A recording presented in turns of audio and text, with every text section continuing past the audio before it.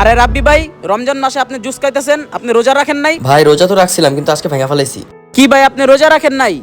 আমি তো হিন্দু, আমাদের ধর্মে তো রমজান মাসটাকে মূল্যায়ন করা হয় না, তারপরেও আমরা যথেষ্ট পরিমাণ সম্মান করি। কিন্তু ভাই, আপনি এই রোজা রমজান মাসে ওপেনে সবার সামনে জুস খাইতেছেন, এই কাজটা কি ঠিক করতেছেন?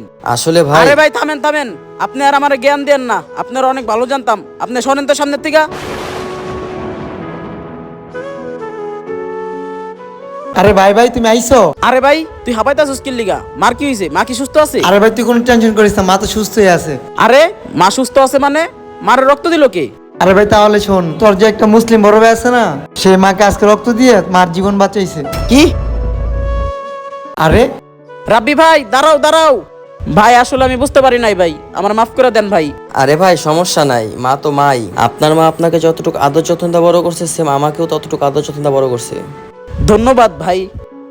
আমি কি কাজটি ঠিক করেছি কমেন্টে জানাবেন, আর ভিডিওটি ভালো লাগলে অবশ্যই সাবস্ক্রাইব করবেন।